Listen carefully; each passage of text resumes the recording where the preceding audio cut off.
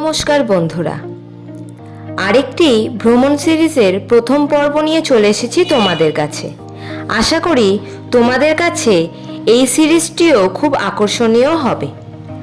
আজ সকাল সকাল রেডি হয়ে জিনিসপত্র নিয়ে চলে এসেছি হাওড়া স্টেশনে। এবারে আমরা চলেছি চারধাম সফরে। সবার কাছেই বদ্রীনাথ ও কেদারনাথ ভ্রমণ খুবই পুণ্যের ব্যাপার। আমাদের কুম্ভ এক্সপ্রেস ধরতে হবে। ট্রেন প্রায় 3 ঘন্টা মতো লেট আছে, তাই কিছুক্ষণ স্টেশনে অপেক্ষা করতে হলো। আমাদের হরিদ্বার থেকে চারধাম যাত্রা শুরু হবে। এখন বিকেল 3টে বেজে গেছে। প্রচুর মানুষের ভিড় রয়েছে স্টেশনে। ভালোই ভিড় হবে ট্রেনে। হরিদ্বার যাবার জন্য ভালো ট্রেন এটি, কিন্তু সিট রিজার্ভেশন খুব টাফ। আমাদের ভাগ্যক্রমে টিকিট হয়ে গেছে। কেদার দর্শনে পুণ্যার্থীরা সবাই এই ট্রেনটি টার্গেট করে। ভালো সময়ে হরিদ্বার পৌঁছায়, হরিদ্বারও ঘোরা হয়ে যায়। হরিদ্বার তো বাঙালিদের কাছে বেশ কাছের বলা যায়। ছোটবেলায় একবার এসেছিলাম হরিদ্বারে বাবা মায়ের সাথে। আবার এত বছর পর চলেছি হরিদ্বার দর্শনে। হরিদ্বারেই মা গঙ্গা সমতল ভূমিতে প্রবেশ করে।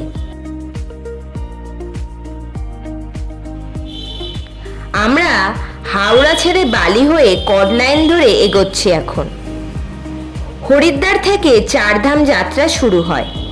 আমরা গঙ্গোত্রী, যমুনোত্রী, কেদারনাথ, বদ্রীনাথ ও তুঙ্গনাথ যাব এই যাত্রায়। অনেকেই শুধু কেদারনাথ দর্শনে যায়, আবার অনেক পুণ্যার্থী কেদারনাথ ও বদ্রীনাথ শুধুমাত্র দর্শন করে। অনেক দিন ধরে ইচ্ছে আমার চারধাম যাত্রা করব। আজ থেকে শুরু হলো আমাদের যাত্রা। যাত্রার যতটা সম্ভব ইনফরমেশন তোমাদের সাথে শেয়ার করব ভিডিওর মাধ্যমে। দেখতে থাকো।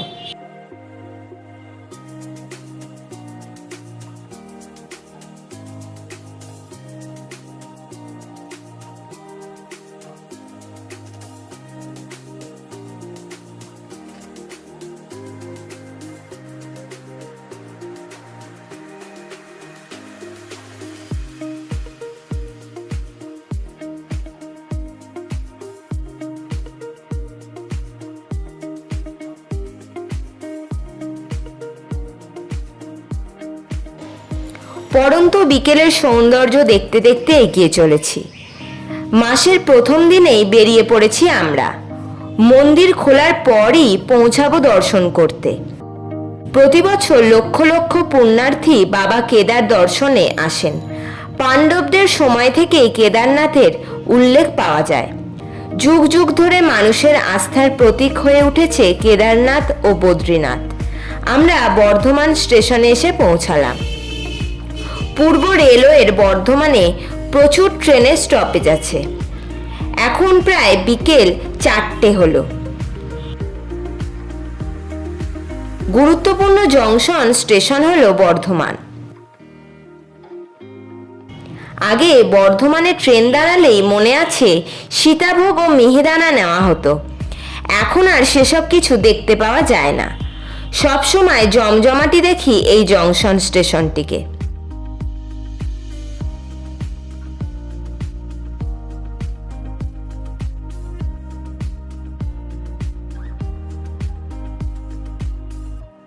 এখন বিকেল 4:07 বাজে। আমাদের ট্রেন ছেড়ে দিল স্টেশন থেকে। এবার আমরা খানা জংশন স্টেশনে এসে পৌঁছালাম। এই স্টেশনটিও বেশ বড়, কিন্তু স্টেশনে মানুষজন তেমন নেই, একদম ফাঁকা ফাঁকা। এসব জায়গায় আসলে জনসংখ্যাও অনেক কম। আমরা এগিয়ে চললাম স্টেশন ছেড়ে। বাইরের সবুজের সৌন্দর্য দেখতে দেখতে আমরা এগিয়ে চললাম। কেদারনাথ ও চারধাম যাত্রার অনেক পুণ্যার্থী এই ট্রেনে আছেন। অনেকের সাথে পরিচয় হয়ে জানা গেল।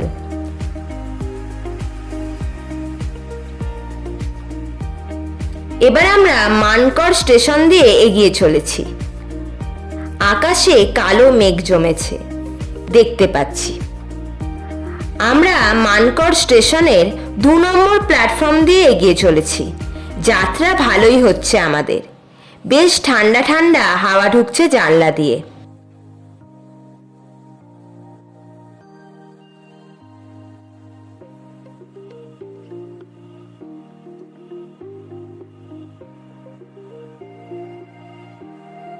ইতিমধ্যে আমরা দুর্গাপুর স্টেশনের 3 নম্বর প্ল্যাটফর্ম দিয়ে এগিয়ে চললাম। প্রচুর বৃষ্টি নেমে গেছে এখন। প্ল্যাটফর্মে অনেক যাত্রী রয়েছে দুর্গাপুরে। বৃষ্টি নামতে গরমের আঁচ একটু কমলো, সবাই আরাম পাচ্ছে। ট্রেন আমাদের তীব্র গতিতে এগিয়ে চলেছে। বৃষ্টি ভালোই হচ্ছে। আকাশ কালো মেঘে ঢেকে আছে। দুর্গাপুরের পর আসবে আসানসোল স্টেশন। বাইরে বৃষ্টি হয়ে যাওয়াতে প্রকৃতি পাল্টাতে শুরু করেছে। বৃষ্টি ভেজা হয়ে আছে চারপাশ।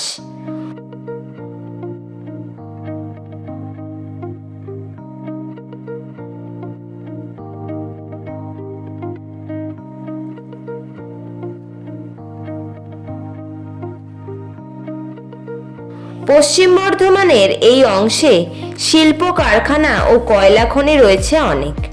শিল্পোন্নত এলাকা এটি। বৃষ্টি হবার পর সবুজ আরো গাঢ় হয়ে গেছে। ট্রেন আমাদের যথেষ্ট গতিতে এগিয়ে চলেছে। এবার আমরা ওয়ারিয়া স্টেশনের ওপর দিয়ে যাচ্ছি। এই স্টেশনটিও বেশ বড়সড়। এখানেও তেমন যাত্রী নেই। আসলে এসব স্টেশনে যাত্রীবাহী ট্রেন কমই যায়, তাই বেশ ফাঁকা ফাঁকা থাকে। এই ডিভিশনে মালগাড়ি বেশি চলাচল করে।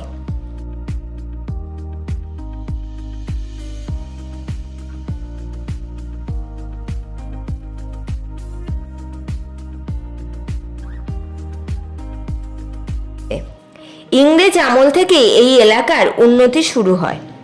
আমরা আরেকটা স্টেশন পেরিয়ে এগিয়ে চলেছি। এরপর আসবে রানীগঞ্জ স্টেশন। ট্রেন লেট বলে দিনের আলো কম পাচ্ছি, না হলে আলোয় আলোয় এই এলাকাগুলি দেখতে পেতাম। দেখা যাক কালকে কখন হরিদ্বার পৌঁছই, মানে কত লেট হয় আর কি। এবার আমরা ঢুকছি রানীগঞ্জ স্টেশনে। আকাশ প্রায় অন্ধকার হয়েই আছে। বৃষ্টিও থেমে গেছে আগেই। আলো জ্বলে উঠেছে। চারিদিকে অন্ধকার হয়ে গেছে। স্টেশনগুলি সব বৃষ্টিতে সিক্ত হয়ে রয়েছে। ছোটবেলা থেকেই বইয়ের পাতায় রানীগঞ্জের নাম শুনেছি।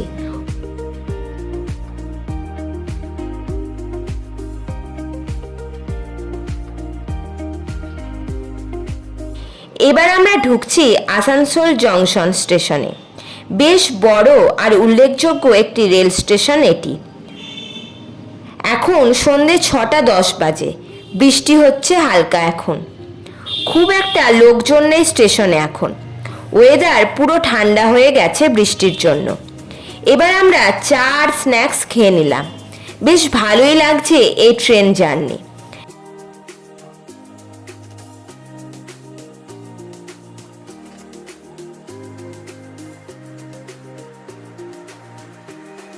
এখন আমরা ঝাড়খণ্ডে রয়েছি। মধুপুর স্টেশন ছেড়ে এগোচ্ছি আমরা। মধুপুর খুবই স্বাস্থ্যকর জায়গা। সাঁওতালি পরগনার মধ্যে পড়ে এই মধুপুর। এখন প্রায় 7:30 বাজে। ট্রেন মোটামুটি চলছে ভালোই। ইংরেজ আমল বা তারপরেও বাঙালিরা স্বাস্থ্য ফেরাতে এখানে চলে আসতো। অনেক বাঙালির বাড়িও আছে এখানে। এখন পরিস্থিতি পাল্টে গেছে, তেমন কেউ এই জায়গাতে আসে না।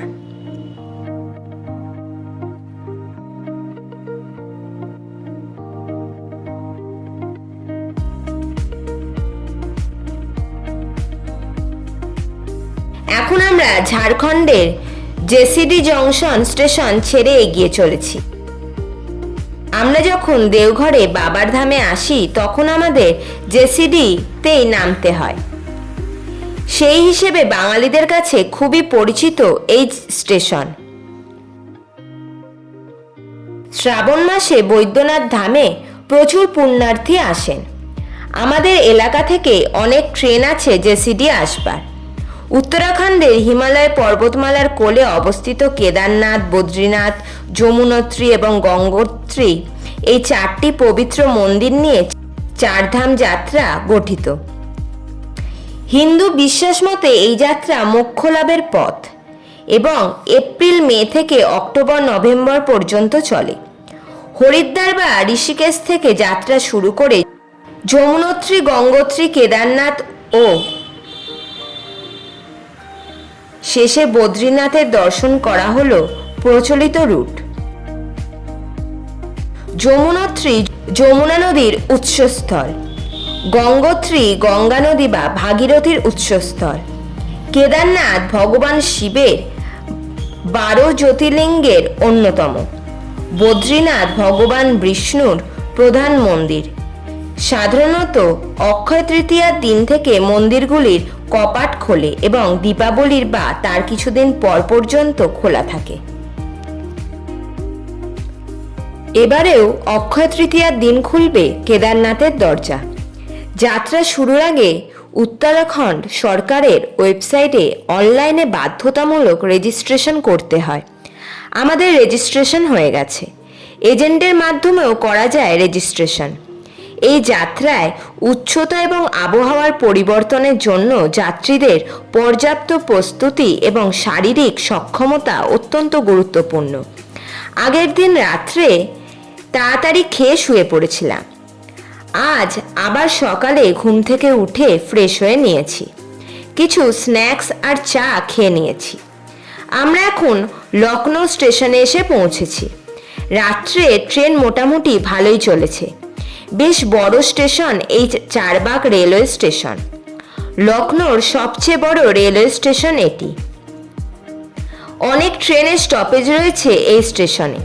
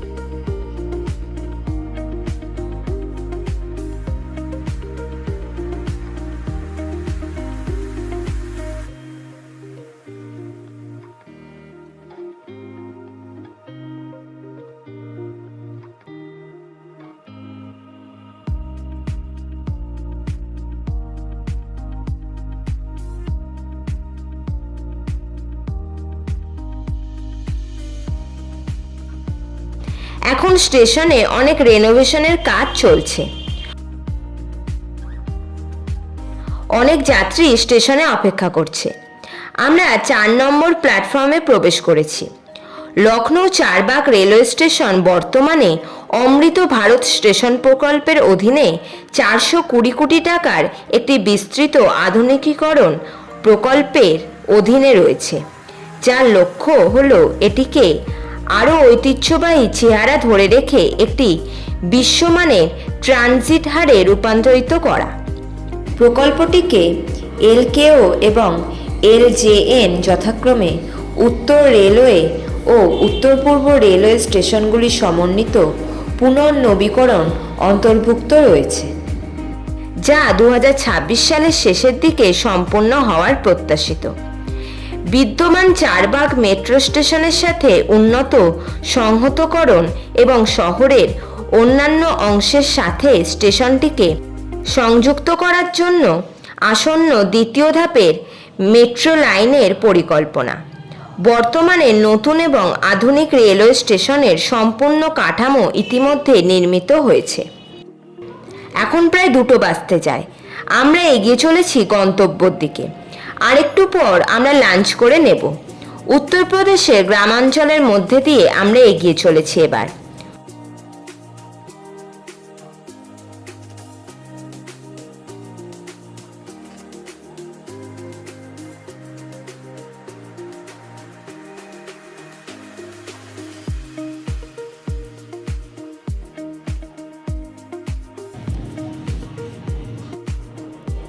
এবার আসবে Bareilly junction station. Bareilly junction একটি গুরুত্বপূর্ণ রেল স্টেশন এবং উত্তর পূর্ব রেলওয়ে জোনের ইজ্জতনগর রেলওয়ে বিভাগের সদর দপ্তর এবং উত্তর রেলওয়ে জোনের মোরাদাবাদ রেলওয়ে বিভাগের সদর দপ্তর। এটি লখনৌ মোরাদাবাদ লাইনে অবস্থিত এবং লখনৌ সীতাপুর লখিমপুর পিলিভিট বেরেলি কাসগঞ্জ লাইনের মধ্যে দিয়ে চলাচলকারী বেশিরভাগ ট্রেনের জন্য একটি স্টপেজ প্রদান করে। বেরেলি জংশন আগে ব্রড এবং মিটার গেজ উভয় পরিষেবা প্রদান করত। বেরেলি জংশন ব্রড গেজ এবং মিটার গেজ উভয় দ্বারা লক্ষ্যের সাথে সংযুক্ত ছিল।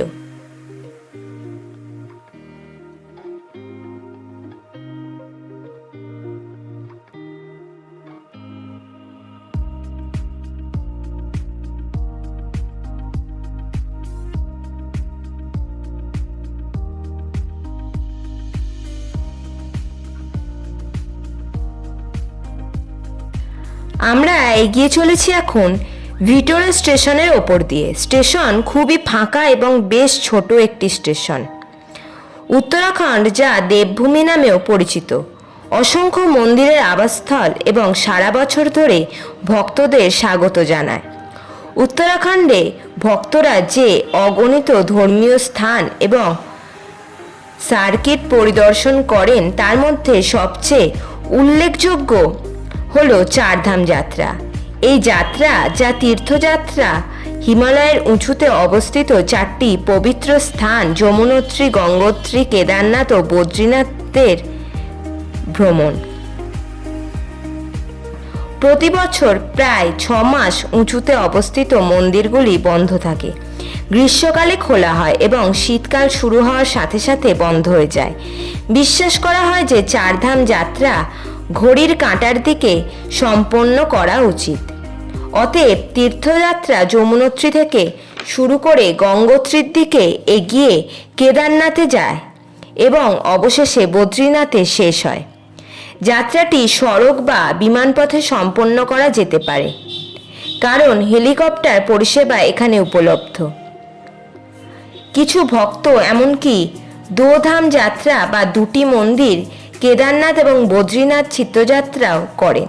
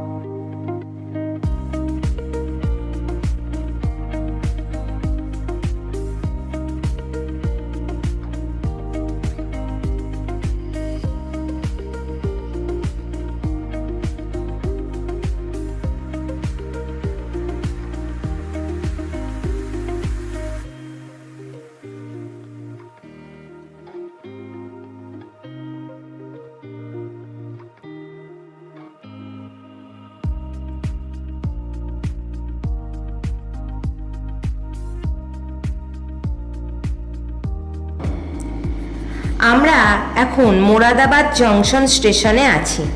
এটি এই জোনের একটি গুরুত্বপূর্ণ রেল স্টেশন। উত্তরপ্রদেশের মোরাদাবাদ জেলায় অবস্থিত এবং মোরাদাবাদকে পরিষেবা প্রদান করে, যা তার পিতলের জিনিসপত্রের শিল্পের জন্য পরিচিত।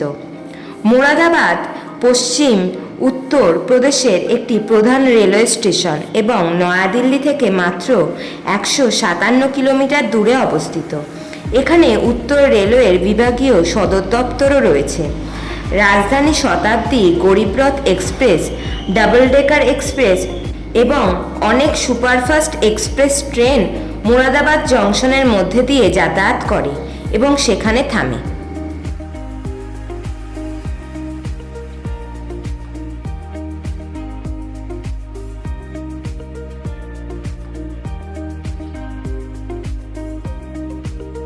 কাশী জেলায় যমুনা নদী, যা গঙ্গা নদীর পরে দ্বিতীয় পবিত্র ভারতীয় নদী উৎসের কাছে একটি সরু গিরিখাতে অবস্থিত। যমুনোত্রী মন্দিরটি দেবী যমুনার উদ্দেশ্যে নিবেদিত। উত্তরকাশী জেলায় গঙ্গোত্রীও রয়েছে, যা দেবী গঙ্গার উদ্দেশ্যে নিবেদিত, যা সমস্ত ভারতীয় নদীর মধ্যে সবচেয়ে পবিত্র। রুদ্রপ্রয়াগ জেলায় অবস্থিত কেদারনাথ, যা ভগবান শিবের উদ্দেশ্যে নিবেদিত। বদ্রীনাথ পবিত্র বদ্রীনারায়ণ মন্দির ভগবান বিষ্ণুর উদ্দেশ্যে নিবেদিত। চারধাম যাত্রা যতটা কথিত ততটাই ঐশ্বরিক, কিন্তু আত্মাকে পরিপূর্ণ করে।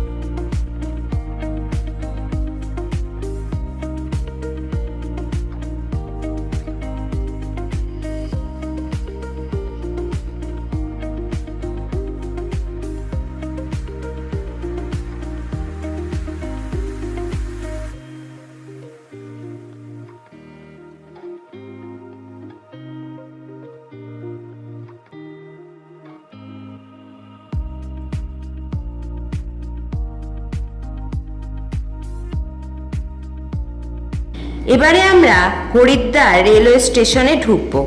হরিদ্বারে ঢুকে পড়েছি আমরা।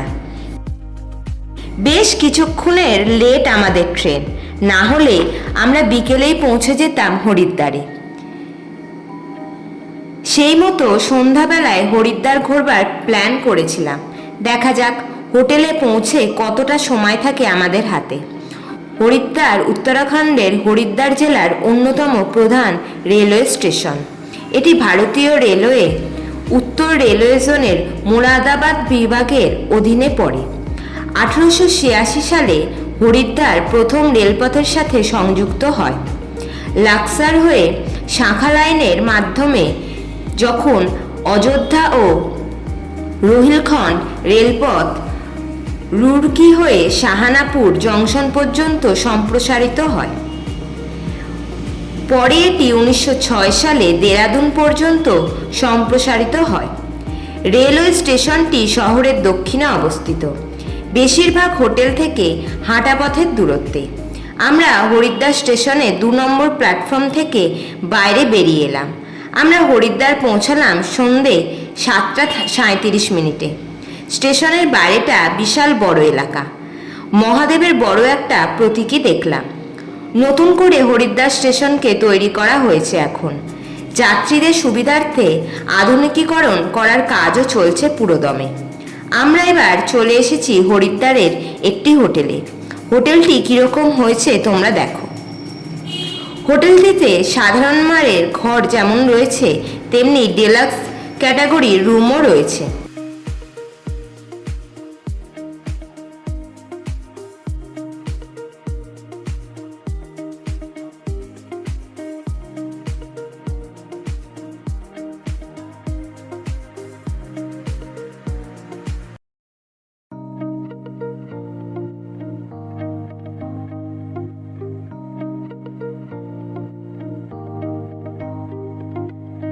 হোটেলের পেছনেই গঙ্গা নদী।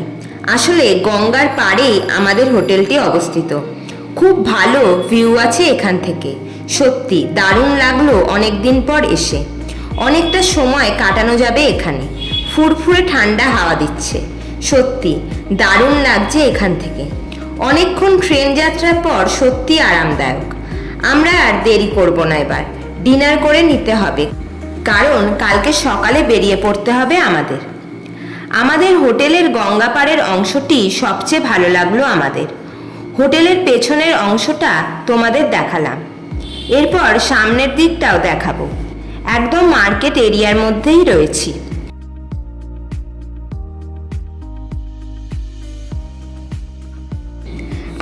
নর্মাল রুম নিয়েছি, রেট পড়েছে 900 করে। একটু পুরনো অংশ হোটেলের এটি।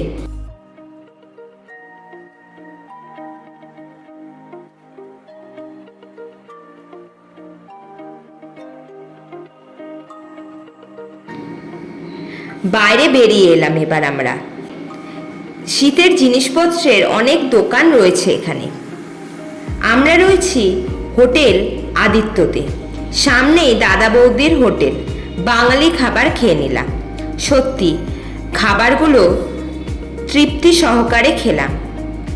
হরিদ্বার মানেই দাদা বৌদির হোটেল বাঙালিদের প্রথম পছন্দের, তবে একই নামে অনেক দোকান রয়েছে। আর দেরি না করে আমরা এবার ঘুমিয়ে পড়লাম। টাটা।